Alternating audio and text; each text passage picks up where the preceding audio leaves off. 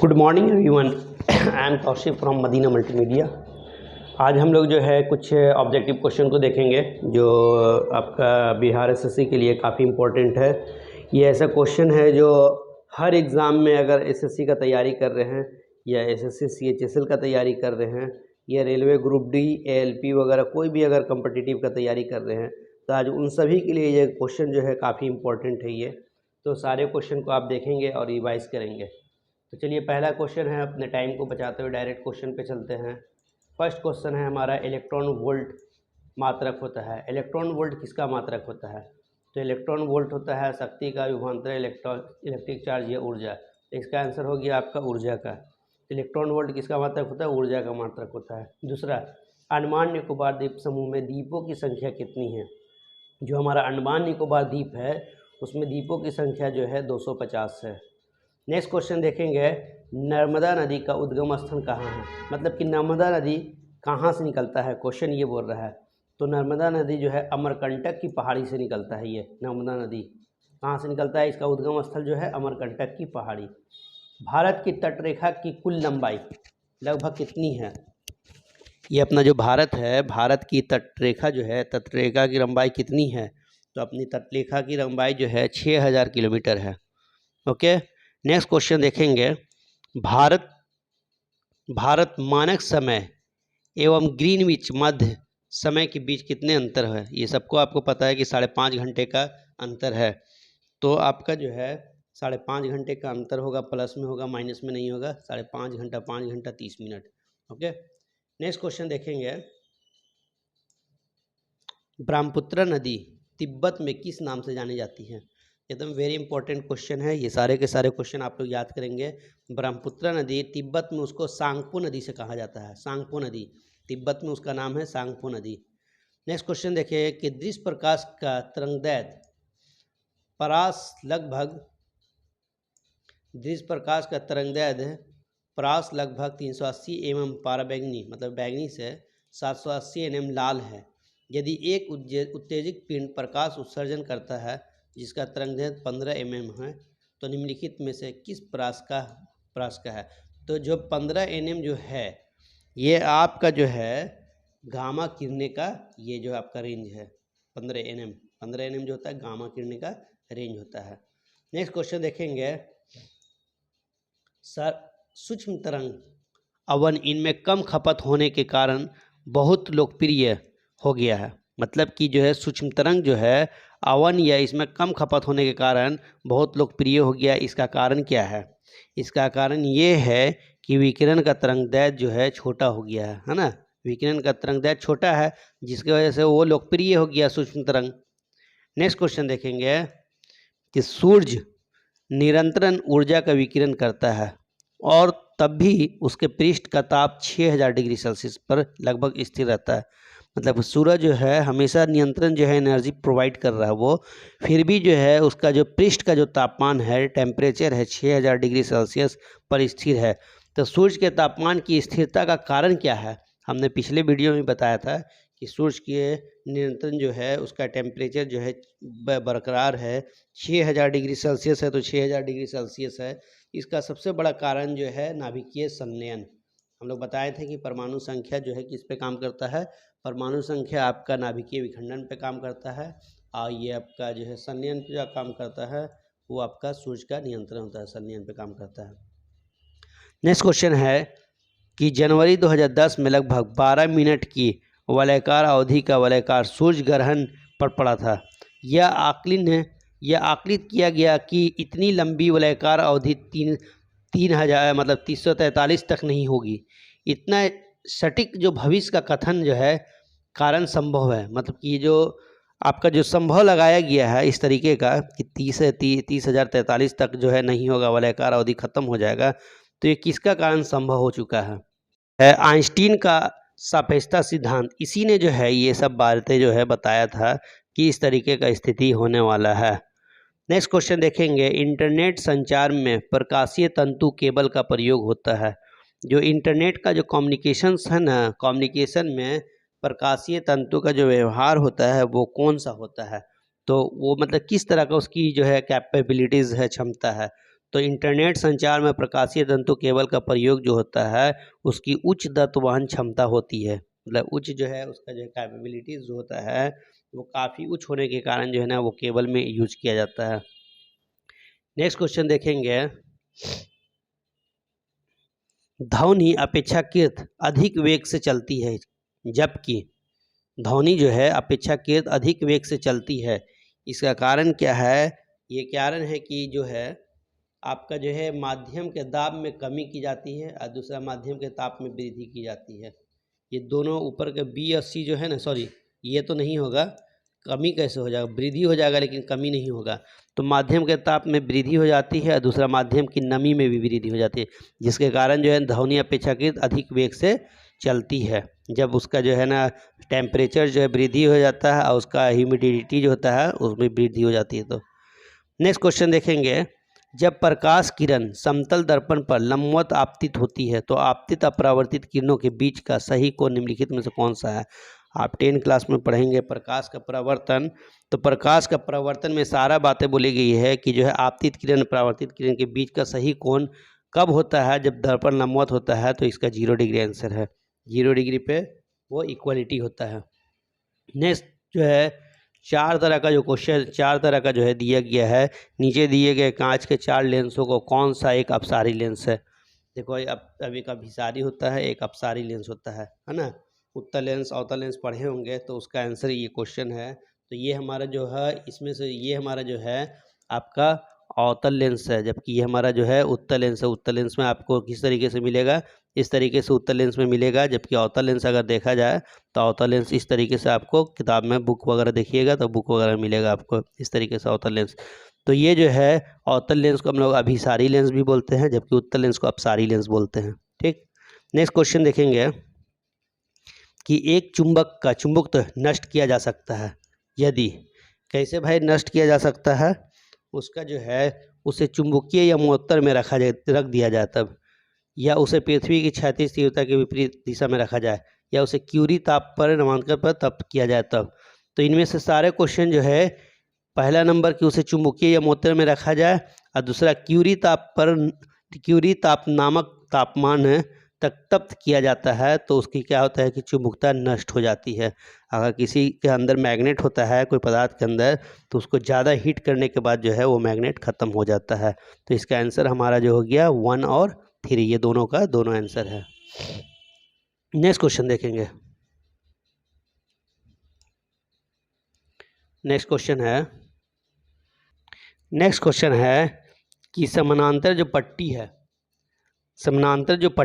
समानांतर पट्टी देखें क्वेश्चन कि समानांतर पट्टी का संधारित्र की क्षमता दुगनी की जा सकती है यदि, कैसे दुगनी की जा सकती है भाई?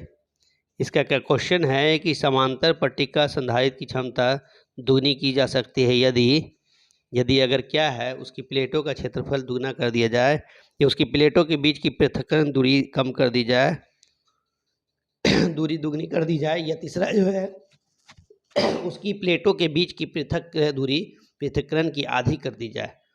तो ये सारे के सारे जो है इसका आंसर हमारा है उसकी प्लेटों की जो बीच की दूरी जो है उसको अगर हम लोग क्या करेंगे दुगनी कर दी जाएंगे तो ये हमारे समांतर पट्टी का कैपेसिटी की क्षमता दुगनी हो जा सकती है जब दुगनी करने पर।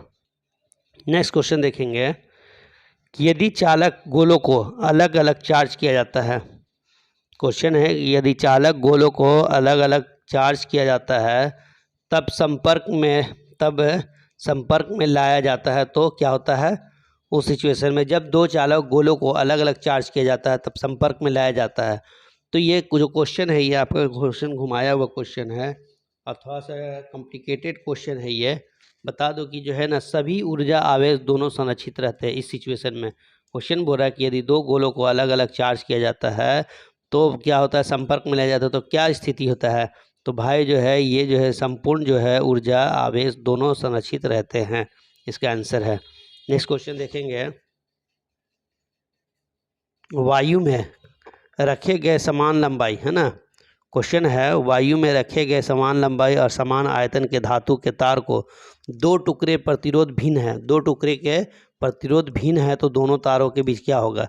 मतलब कि अगर वायु में रखा हुआ समान लंबाई या समान आयतन के दो धातु है, धातु के तार को दो टुकड़े के प्रतिरोध भिन्न है, मतलब कि दोनों जो टुकड़ा है दोनों का प्रतिरोध रेजिस्टेंस जो है अलग अलग है, तो दोनों तारों में क्या होगा, तो दोनों तारों में जो होगा वो पदार्थ का जो है ना, पदार्थ भिन्न है तभी होगा दोनों तारों में प्रतिरोध अलग अलग। प्रतिरोध भिन्न कब होगा, जब पदार्थ डिफरेंट हो, मतलब कि जो मेटल जो आपका जो पदार्थ जो बनाया हुआ है वो डिफरेंट होगा, तभी जो है उसका रेजिस्टेंस जो है प्रतिरोध जो होगा अलग अलग होगा।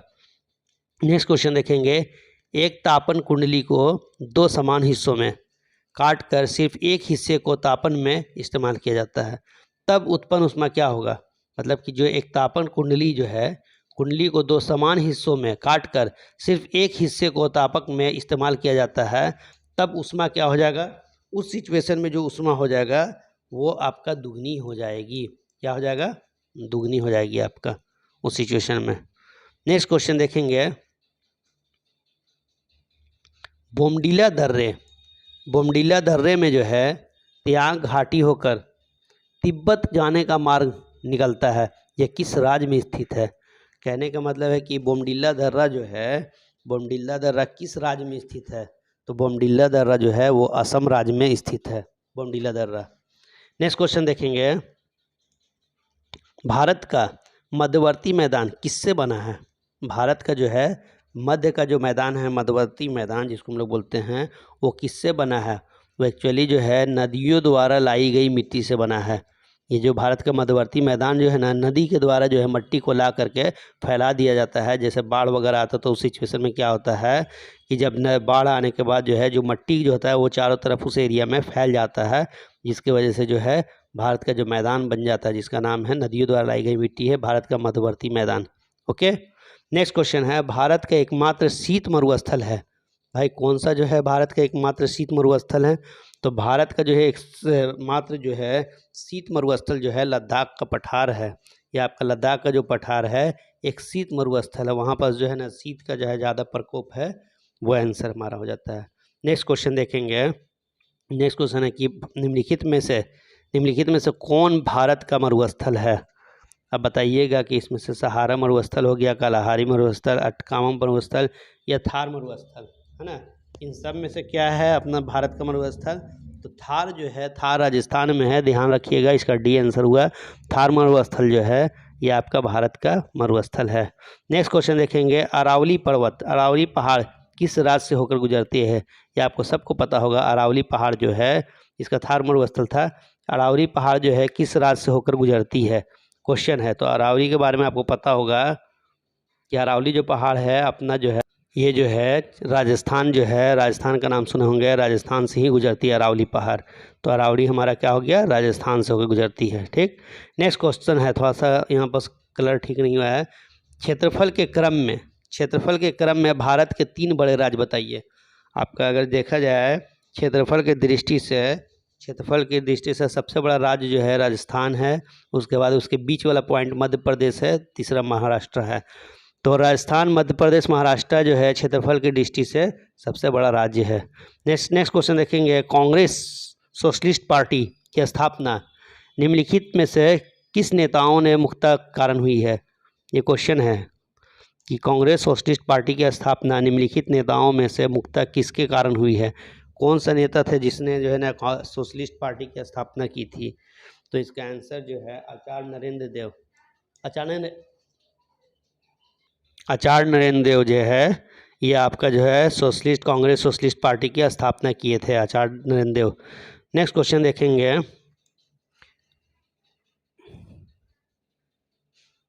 नेक्स्ट क्वेश्चन जो देखेंगे काफ़ी इंपॉर्टेंट क्वेश्चन है, कौन सा मुस्लिम नेता होम रूल मूवमेंट के साथ जुड़ा था। मतलब कि होम रूल लीग की स्थापना किसने की थी, कहने का मतलब है ये क्वेश्चन, ये काफ़ी इंपॉर्टेंट है। इस तरह का जो क्वेश्चन आता है तो होम रूल लीग जो है, होम रूल मूवमेंट जो था वो मोहम्मद अली जिन्ना के समय से हुआ था। ये इस मोहम्मद अली जिन्ना से जुड़ा हुआ है ये बातें, है ना। तो कौन सा मुस्लिम नेता होम रूल लीग के साथ जुड़ा हुआ, तो मोहम्मद अली जिन्ना। नेक्स्ट क्वेश्चन देखेंगे, 16 अगस्त 1946 को प्रत्यक्ष कार्यवाही दिवस मनाए जाने के कारण निम्न में कहाँ दंगे नहीं हुए थे। मतलब कि जो है ये जो है बहुत जगह पे जो है 16 अगस्त 1946 को जो है कुछ कार्यवाही दिवस मनाया गया था जिसकी वजह से मुस्लिम लीग द्वारा, जिसमें से कई जगह पे दंगे हो गए थे। तो उस क्वेश्चन में पूछ रहा है कि कहाँ दंगा नहीं हुआ था। तो देखिए पंजाब में तो दंगा हो गया था, बंगाल में भी हो गया था, सिंध में भी हो गया था, पंजाब में नहीं हुआ था, ये सॉरी मद्रास में नहीं हुआ था। तो इसका आंसर जो होगा आपका मद्रास होगा, मद्रास में नहीं हुआ था। नेक्स्ट क्वेश्चन देखेंगे, वेरी इंपॉर्टेंट क्वेश्चन है ये सारे के सारे एग्जाम के लिए। 1906 में स्वराज्य शब्द का पहला प्रयोग करने वाला भारतीय कौन था? मतलब कि सबसे पहले बोला था कि हमें स्वराज चाहिए, पूरा का पूरा राज चाहिए। 1906 में स्वराज पार्टी के अगर स्थापना का अगर देखेंगे, स्वराज पार्टी पढ़ेंगे, स्वराज पार्टी, तो उसमें आपको सारा इसमें सारे डिटेल्स आपको पढ़ने के लिए मिलेगा कि स्वराज पार्टी की स्थापना जो है कौन भारतीय ने किया था? दादा भाई नौरोजी जो है, सॉरी, स्वराज पार्टी की स्थापना मोतीलाल नेहरू और चित्तरंजन दास थे। तो इसका आंसर जो हो जाएगा मोतीलाल नेहरू है। कुछ क्वेश्चन देखेंगे आगे। चतुर्थ मैसूर युद्ध में अंग्रेजों ने हराया था, पराजित किया था, किसको भाई? जो चौथा जो मैसूर युद्ध हुआ था, ठीक, तो जो चौथा मैसूर युद्ध हुआ था तो उस वक्त जो है अंग्रेजों ने किसको हराया था? यहीं पर जो है चौथा जो है मैसूर युद्ध में जो है ना टीपू सुल्तान की हार हो जाती है, यहाँ से जो है ना पूरा का पूरा ख़त्म हो जाता है। तो चौथा मैसूर युद्ध कहाँ किसके साथ किसने पराजित किया था? अंग्रेजों ने पराजित किया था। किसको? अंग्रेजों ने टीपू सुल्तान को पराजित कर दिया था, हरा दिया था टीपू सुल्तान को। नेक्स्ट क्वेश्चन देखेंगे कि यदि एक गेंद को क्षैतिज से कितने कोण पर फेंके कि यह अधिकतम क्षैतिज दूरी तय कर सके? ये क्वेश्चन है कि एक गेंद को क्षैतिज से कितने डिग्री के एंगल के साथ फेंका जाए कितने डिग्री एंगल से फेंका जाए कि जो अधिकतम क्षैतिज दूरी तय कर सके? तो ये आपका 45 डिग्री आंसर है। अगर 45 डिग्री के साथ फेंका जाए, 45 डिग्री एंगल से फेंका जाए तो वो अधिकतम क्षैतिज दूरी तय करेगी। ओके, नेक्स्ट क्वेश्चन है कि सरल मशीनें बल के प्रभाव को क्या करती है?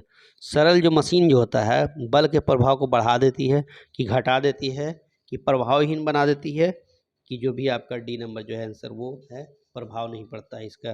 तो इसका आंसर जो होगा वो है आपका मशीन का जो बल जो है उसको प्रभाव बढ़ा देती है। तो सरल जो मशीन होता है, सिंपल जो मशीन होता है, बल के प्रभाव क्या करती है?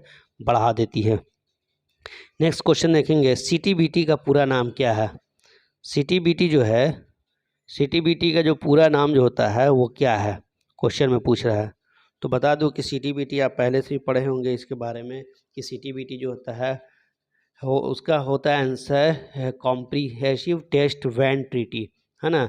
सीटीबीटी जो होता है लैब के लिए यूज किया जाता है, लैब में टेस्ट के लिए होता है। तो कॉम्प्रिहेंसिव टेस्ट वैन ट्रीटी इसका आंसर हो जाता है। नेक्स्ट क्वेश्चन देखेंगे कि निम्नलिखित में से किस मिश्र धातु में तांबा नहीं होता है? ये आप एग्ज़ाम में मिश्र धातु अच्छे से पढ़ लेंगे, एग्ज़ाम में आपका मिश्र धातु से क्वेश्चन आता है, बहुत सारा क्वेश्चन। तो निम्नलिखित में किस मिश्र धातु में तांबा नहीं होता है? तो आपका याद रखें कि मिश्र धातु तांबा किसका मिश्र धातु है, ये तो आपको पता होगा। तो पीतल जो होता है पीतल में जो है तांबा, मतलब कि ये मिश्र धातु में तांबा नहीं होता है। तो आप देखेंगे पीतल मिश्र धातु होता है, पीतल मिश्र धातु होता है copper plus zinc, German silver copper zinc निकल। टाका जो होता है टीन शीशा का होता है ना। तो इसमें जो है टाका में जो होता है ये आपका नहीं होगा, इसमें नहीं होता है, टाका में नहीं होता है। ओके, नेक्स्ट क्वेश्चन देखेंगे, निम्नलिखित में से कौन सी ग्रंथि अंता एवं ब्राह्यस्रावी दो ही तरह काम करता है ना। निम्नलिखित में से नेक्स्ट क्वेश्चन देखेंगे कि निम्नलिखित में कौन सी ग्रंथि अंता एवं ब्राह्यस्रावी दोनों की ही तरह काम करता है? तो बताइए इसमें कौन सा आंसर होगा? इसमें जो है आपका जो है अमाशय जो है एक ऐसा है जो अंता ब्राह्य दोनों तरह से काम करता है। नेक्स्ट क्वेश्चन देखेंगे, मोटरकार द्वारा निष्कासित जो है किस प्रदूषण द्वारा कैंसर रोग की संभावना रहती है? ये आपका जो है मोटरकार द्वारा निष्कासित, जो मोटरकार से जो है जो पीछे से जो धुआं निकलता है, तो वो जो प्रदूषित जो होता है वो प्रदूषित द्वारा कैंसर रोग की संभावना होती है। तो उसके पीछे से कौन सा गैस जो है निकलता है? तो इसमें कार्बन मोनोऑक्साइड आप पढ़े होंगे, CO। कार्बन मोनोऑक्साइड जो गैस होता है गाड़ी के जो है धुआं से निकलता है, उसमें CO होता है, जो कार्बन मोनोऑक्साइड जो आदमी को जो है मार देती है, दम घुटने की वजह से मर जाता है आदमी। नेक्स्ट क्वेश्चन देखेंगे, मानव शरीर में विटामिन A स्टोर रहता है ना। क्वेश्चन ये है कि मानव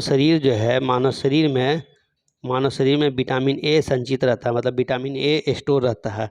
कहाँ भाई स्टोर रहता है, ये आपका क्वेश्चन है। तो ये जो है मानव का जो है लीवर जो होता है, लीवर में जो है विटामिन ए मतलब यकृत जो होता है, यकृत में जो है विटामिन ए स्टोर रहता है।